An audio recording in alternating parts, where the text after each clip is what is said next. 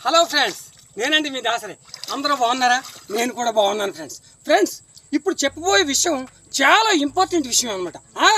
ఏంటనుకుంటున్నారో, అది ఒక ఊడుపుకు సంబంధించి చెప్దాం అనుకుంటున్నాను. ఇప్పటి వరకును పాతకాలం నుండి ఇప్పటి వరకు కూడా గత 10 సంవత్సరాల వరకు ఏమంటే మన ఊరి ఆడవాళ్ళే నోట్లు వేసేవారండి. మగాళ్ళు చాకు పీకుతూ ఉంటే ఆడవాళ్ళు నోట్లు వేసేవారండి. అయితే 10 సంవత్సరాల క్రితం నేను వ్యవసాయంలో దిగినప్పుడు అరే మగవాళ్ళు ఆకు పీకడం, ఇది మోసుకెళ్ళి అక్కడ వేయడం, ఆడవాళ్ళు ఓడ్చడం, ఇదంతా కష్టం కదా అని ఈ ఊరిలో ఈ స్పెషల్గా నేను ఫస్ట్ టైం కలకత్తా అవతల నుంచి బెంగాలీ వాళ్ళని తీసుకొచ్చి ఫస్ట్ టైం ఈ ఊరిలో నాటెట్టించానండి. అక్కడి నుంచి మొత్తం ఊరంతా కూడా బెంగాలీ వాళ్ళకి అలవాటు పోయిపోయారండి. ఏంటనుకుంటున్నారు బెంగాలీ ఊడుపు అంటే?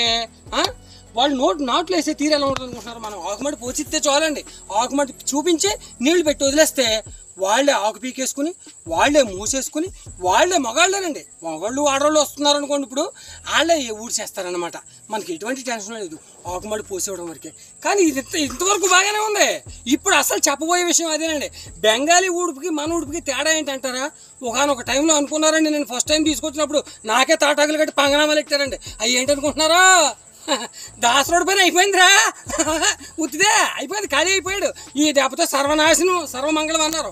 అమ్మా తాటాకులు కట్టండి రా నాయన, మీరు కట్టకపోతే ఎవరు కడతారు, కట్టండి పండేవి చూద్దాం లేరా అని అనుకున్నానండి మనసులో. సరిగ్గానండి ఆ సంవత్సరం 1400 బస్తా పండిందండి. మీరు చెప్తూ నమ్ముతారా? అంటే కొంచెం స్లోగా చెప్తున్నాను, ఎందుకంటే అందరూ ఏంటో దిష్టి తగులుతాని. ఎందుకనండి ఆ పంట ఎందుకు ఎలా పండిందంటే, బెంగాలీ వాళ్ళు పెట్టింది 1 కర్ర 2 కర్రలండి. కానీ మన వాళ్ళు కక్కుర్తి కొద్దీ బాబు ఇంకో 4 కర్రలు ఎట్టమనరా, 3 కర్రలు ఎట్టమనరా, 5 కర్రలు ఎట్టమనరా అంటారు. కానీ అది కాదండి. ఆ ఒక్క కర్ర అంటే ఒక్క కర్ర 1 కర్ర అండి. ఎందుకంటే 4 ఎకరాలు కానీ ఇదే మళ్ళీ ఆకుమడి పోస్తే అది 8 ఎకరాలు 9 ఎకరాలు కూడవలసి వచ్చిందండి. ఎందుకంటే ఆకు లేదు, ఎక్కడా లేదు. వరదలు వచ్చేసినాయి కానీ మన వర్షాలకే. ఆ టైంలో నేను అన్నాను, గట్టు తెక్కండాను, అరే బాబు మీకు పుణ్యం ఉంటుందా నాయన, మీరు ఆ ఆకుని ఎలా సరిపెడతారు, సరిపెట్టండి రాను. ఒక్క కర్ర వేసినా నాకు ఇష్టమేనాను. నిజంగా చెప్తున్నాను ఫ్రెండ్స్, ఇది నోట్ చేసుకోండి. ఒకే కర్ర అంటే ఒక్క కర్ర పెట్టారు, ఇంత వెడంలో పెట్టారు, అందరూ నవ్వారు.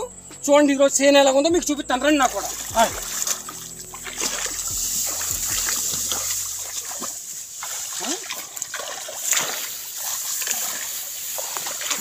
చూడండి ఫ్రెండ్స్, ఇది ఒక్క కర్ర ఎట్టిన దుబ్బులు.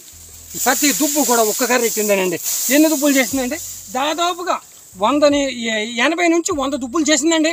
80 నుంచి 100 దుబ్బులు లెక్కెట్టడానికి టైం పట్టేద్దే. అందుకు నేను లెక్కెట్టకని చెప్పేస్తున్నాను. నెంబర్ 1గా ఉంది. నెంబర్ 1గా ఉందా నీ చేను అన్నవాడే, కానీ బాగోలేదు అన్నవాడు లేడండి. ఆశ్చర్యపోయేవరా నువ్వు, ఈ ఒంటికర్ర ఎట్టి ఈ దెబ్బతో అయిపోయాడు అనుకున్నారండి. కానీ భగవంతుడు ఉన్నాడండి. ఏమండి, ఇదంతా భగవంతుడు మహత్యం కాదండి, బెంగాలీ వాళ్ళు గొప్పతనం. ఏంటనుకుంటున్నారు? కలకత్తా యూపీ వెళ్ళారనుకోండి, యూపీ ఉత్తరప్రదేశ్ పంజాబులో పంజాబ్ ఉత్తరప్రదేశ్లో అయితే ఒక్క కర్రే పెట్టండి, 2 కర్రలు పెట్టొద్దు, పెడితే కొడతారండి. ఎందుకంటే వాళ్ళకి తెలిసి వ్యవసాయ పద్ధతి ఎంతాను. అందుకనగా ఆ ఒక్క కర్ర ఎక్కించిన ప్రతిఫలం ఇదేంటి నాకు. సరే ఫ్రెండ్స్, ఉంటాను. ఇప్పటిదాకా కొంచెం ఆయాసం కూడా వస్తుంది. Thank you friends, bye all of you. Share చేయండి, కామెంట్ చేయండి, సబ్స్క్రైబ్ చేసుకోండి, మీ లైక్ చేయండి ఫ్రెండ్స్. ఉంటాను ఫ్రెండ్స్, బాయ్.